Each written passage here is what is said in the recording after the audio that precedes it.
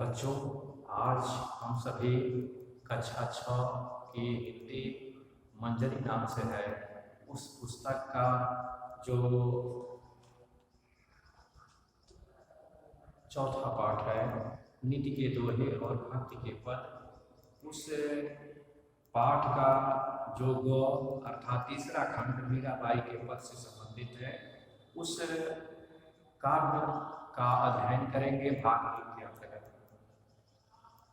तो ये जो काव्य है मीराबाई के द्वारा रचित है, तो ये आवश्यक है कि जिस कवि या कवयित्री के काव्य का अध्ययन कर रहे हैं, तो उस कवि या कवयित्री के बारे में भी कुछ विशेष जानकारी प्राप्त कर लें।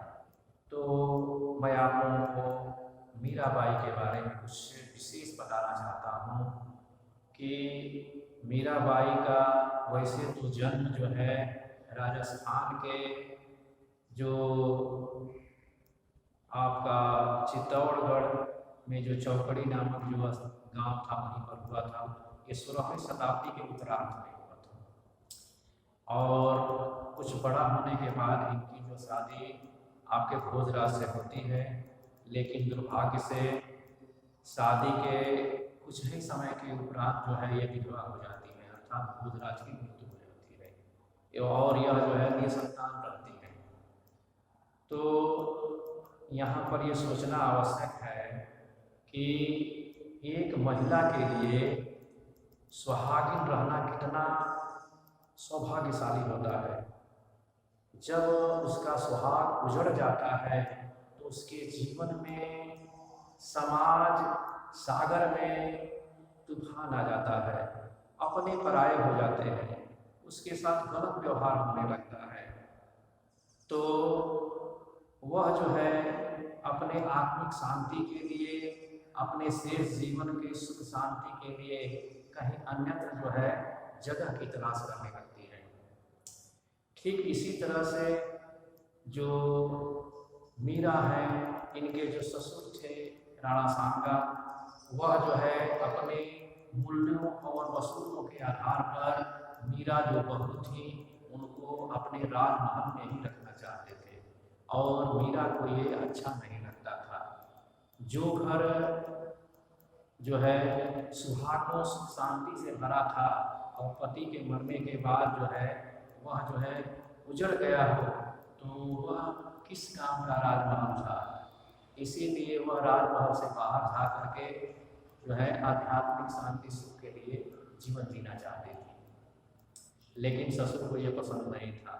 इसीलिए वह जो है मीरा को जबरदस्ती मनाने के लिए पीस के प्याले तक दिया गया, लेकिन मीरा की जो है एक निष्ठ श्रद्धा के साथ अनन्य भक्ति भाव जो है कृष्ण के प्रति था और उसी का फल हुआ कि लाख प्रताड़ना सहने के बावजूद भी वह जो है जीवित रही और अंत में वह जो है अपने ससुर का जो घराना था उसको छोड़ करके कृष्ण की जो नगरी है आपका द्वारिका वृंदावन और ब्रज का जो क्षेत्र है वहाँ गई, साथ ही जो है अन्य धार्मिक स्थानों पर गई और वह काशी में आकर के जो आध्यात्मिक गुरु जो रविदास रायदास थे उनका शिष्य अर्थात उनको गुरु मान ली और उनके सानिध्य में रह करके और अन्य साधु संतों के सहयोग सानिध्य में रह करके वह जो है स्वयं काव्य रचना करती और जो है उनका कीर्तन करते थे। तो मीरा का जो काव्य है वह अन्य कृष्ण भक्त के कवियों से अलग है, ठीक है। मीरा का जो काव्य है वह निश्चल है और एक निष्ठ समर्पण भाव से एक तरह से धर्म निरपेक्षता का जो भाव होता है इस भाव लिए हुए उनका काव्य है और उनका पूरा काव्य जो है कृष्ण भक्ति में जो है एकदम बसा हुआ है। अब इनकी थोड़ा रचनाओं को देख लीजिए। तो इनकी जो मुख्य जो रचना है नरसिंह जी का मायरा है, राग गोविंद है, गीत ये जो है और कुल इनका संग्रह है मीरा पदावली नाम से। और इनकी जो भाषा है क्योंकि राजस्थान के रहने वाले थे, ठीक है, जन्म भी वहीं हुआ, शादी भी वहीं हुआ, इसलिए ये निर्विवाद सत्य है कि जो जहाँ रहता है वहाँ की भाषा उसी की रहता है, तो उसको अपने काव्य में भी वो जो है प्रयोग करता है। तो मीरा का जो काव्य है आपके ग्रामीण अंचल की जो राजस्थानी बोली होती है उससे प्रभावित जो है ब्रज भाषा है, क्योंकि कृष्ण के प्रति ज़्यादा लगाव था। कृष्ण काव्य ब्रज भाषा में लिखा गया है, ब्रज में वो रही है, इसलिए ब्रज भाषा का प्रयोग की है। तो अब हम जो है मीरा का जो पद है इसको पहले पाठन करेंगे और प्राप्त कठिन शब्द बताएंगे, उसके बाद जो है इसकी व्याख्या बताएंगे। देखिए, दरस बिन दुख न लागे नैन, जबके तुम बिसरे प्रभु मोरे कब मुन पायो चैन, सबल सुनत मेरी छतिया गावे मीठे मीठे बैन, कल न परत हरि पग जोवत भई क्षमा सी रहन, मीरा के प्रभु कबरे मिलोगे दुख में डर सुन नैन। तो इसका जो कठिन शब्द को देख लीजिए, जो है दुखन मने दुख, नैन मने नेत्र, बिछड़े मने अलग हुए, चैन मने शांति, सबद मने ये आपका जो है जो आवाज़, जो किसी की आवाज़ को उसके न रहने पर याद करता है तो लगता है कि वो सामने ही है, उससे बात कर रहा हो। छातिया मने सीना, बैन मने बाणी, कल मने कल न परत, कल मने जो है आपका शांति, मने अंदर की बेचैनी का कम होना, मग मने रास्ते, जुबन मने खोजना। ये देखिए यहाँ पर एक मुहावरा प्रयोग हो गया है, क्षमासी गए, मैंने देखिए रात वैसे कष्टदायक होती है और 6 महीने की रात अर्थात बड़ा ही कष्टमय समय का होना। इसके बाद मिटन मने मिटना, दैन मने देना, प्राप्त होना, ठीक है।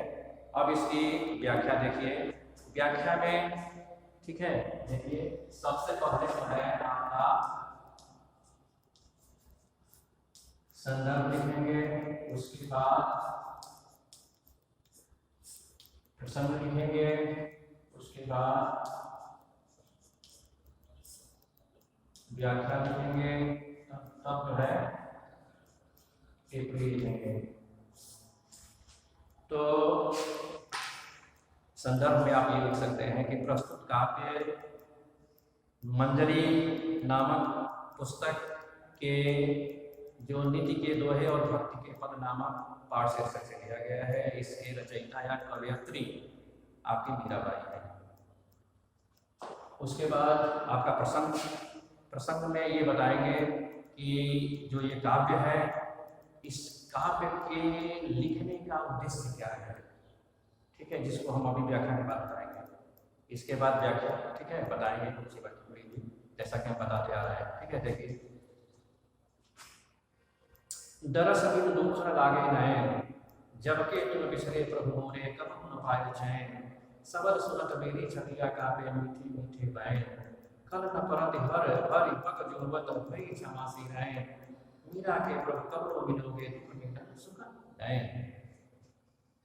देखिए, प्रस्तुत जो पद है इसमें मीरा जो है कृष्ण के प्रति एक निष्ठ समर्पण का जो भाव है, उस भाव को लेते हुए प्रस्तुत काव्य रचना की है। मीरा चूंकि देखिए यथार्थ रूप से देखा जाए तो मीरा का जन्म 16वीं शताब्दी का उत्तरार्ध है और कृष्ण का समय द्वापर युग है। बताइए, कोई संबंध है? लेकिन एक भक्ति भाव है, स्नेह लगाव का भाव है, जो ये अपेक्षा करती हैं कि मैं उनकी भक्ति करूंगी तो कृष्ण साक्षात हमको दर्शन दे देंगे, ठीक है, यही भाव है। कितना जो है समर्पण लगाव का होगा, इसको आप लोग समझ सकते हैं। हाँ, तो देखिए मीरा कहती हैं कि दरस बिन दुख न लागे नैन, है मेरे प्रभु कृष्ण, आपके अब तक दर्शन नहीं होने से मेरी जो है दर्शन की जो आकांक्षा लिए हुए जो मेरे दोनों आँख हैं वह जो है दुखने लगी है। और जबकि प्रभु बिछड़े तुम मोरे कब न पायो चैन, और जब से आप को मैं खो दी हूँ, ठीक है, आप मुझसे बिछुड़ गए हैं, मैं खो दी हूँ, तब से मुझको जो है मन की आत्मीय शांति नहीं मिली है। शब्द सुनत मेरी छटियां काटे मीठे मीठे मैं। और मीरा आगे बताती है कि जब भी मैं आपके जो रासलीला है, जो गोपियों के साथ आप रासलीला खेलते थे, आपकी उसको मैं जब भी आपकी उस रासलीला के अंतर्गत जो आपकी बातें थी उसको मैं याद करती हूँ तो कितनी मीठी मीठी लगती हैं। और जो है ऐसा मैं जब सोचती हूँ तो मेरे सीना जो है कांप उठता है। अर्थात ये आकांक्षा होती है कि कब मैं आपके साथ साक्षात जो है आपसे बात करूंगी और आपका सुख भोगूंगी। कल न परत हरि मग जोवत भई क्षमासी रैन। आगे मीरा कहती हैं कि मुझको आपके रास्ते ये किस रास्ते से आप आएंगे ये खोजते में मुझको अब तक जो है शांति नहीं मिली है। अर्थात अभी भी मैं आपके दर्शन के लिए व्याकुल हूँ। और ऐसा करते करते मेरी कष्ट भरी 6 माह की रात बीत गई। अर्थात बहुत ही कष्टमय समय बीता है। मीरा के प्रभु गबरू मिलोगे दुख मेटन सुख दैन। मीरा आगे बताती हैं कि मेरे जो प्रभु जो गिरधर गोपाल कृष्ण हैं वह जो है हमको कब मिलेंगे और मेरे जो आपका यह लोक का जो दय जो संताप है, कष्ट है, आपका व्यक्तिगत से लेकर सांसारिक जो कष्ट है वह कब मिटेंगे और मुझको सुख आप कब देंगे। ठीक है, ये इसकी व्याख्या हो गई। तो देखिए प्रसंग देख लीजिए। प्रसंग में प्रस्तुत जो काव्य है इसमें मीरा का कृष्ण के प्रति एक निष्ठ जो है भक्ति भाव प्रकट हो रहा है। और उसमें वह जो है जिस प्रकार से लंबे समय से कोई जो है प्रेमी प्रेमिका से अलग हो और प्रेमिका उसके लिए व्याकुल हो, वैसे ही भाव मीरा का कृष्ण के प्रति है और उनका दर्शन वो पाना चाहती हैं। इसका व्याख्या हो गया। अब जो है आपको जो है ये जो है टिप्पणी देखिए।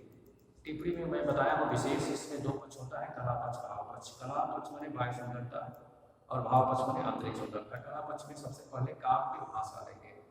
तो प्रस्तुत जो काव्य है इसकी जो काव्य भाषा है मैं बता चुका हूँ पहले कि राजस्थान जो ग्रामीण अंचल की राजस्थान की बोली होती है उस राजस्थानी बोली से प्रभावित भाषा है।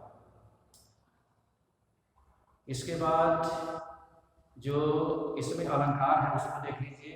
पूरे जो काव्य है उसमें अनुप्रास अलंकार है। उसके बाद देखिए मीठे मीठे 2 शब्द आया है। तो जहाँ पर हम आप लोगों को बता दें कि एक ही शब्द जहाँ पर 2 बार है और दोनों का अर्थ एक ही हो वहाँ पर जो है पुनरुक्ति प्रकाश अलंकार होता है। तो प्रस्तुत काव्य में पुनरुक्ति प्रकाश अलंकार प्रयुक्त हुआ है। ठीक है। इसके बाद आपका क्षमासी रैन, इसमें एक जो है लाक्षणिक प्रयोग हुआ है आपका मुहावरे के रूप में। इसके बाद छंद इसमें पद छंद है। अब जो है भाव पक्ष आंतरिक सौंदर्य के पर आइए। तो इसमें जो है सबसे पहले देखिए इसमें मीरा का जो है माधुर्य भाव, कृष्ण के प्रति जो माधुर्य भाव है, जो माधुर्य गुण होता है काव्य में, वो भाव इसमें प्रकट हुआ है। इसके बाद इसमें अभिधा शब्द शक्तियों के साथ लक्षणा शब्द शक्तियाँ भी प्रयोग हुई है। इसके बाद इसमें जो है आपका जहाँ तक काव्य रस की बात है इसमें आपका जो श्रृंगार रस का जो वियोग पक्ष होता है उस श्रृंगार रस का वियोग पक्ष अर्थात उपालंब, शिकायत भरे नायिका नायक से शिकायत जो करती है उस तरह का इसमें श्रृंगार रस है। ठीक है। कहने को तो शांत रस में भी ले सकते हैं क्योंकि मीरा का कृष्ण के प्रति सात्विक भाव है। ठीक है। उनके दर्शन से शांति का भाव है। अन्य जो है किसी तरह की अश्लीलता या शारीरिक प्रेम की बात नहीं है, इसलिए शांत रस भी आप ले सकते हैं। ठीक है। यहीं पर ये वीडियो समाप्त होता है। नेक्स्ट वीडियो में हम आप लोगों से मिलेंगे। धन्यवाद।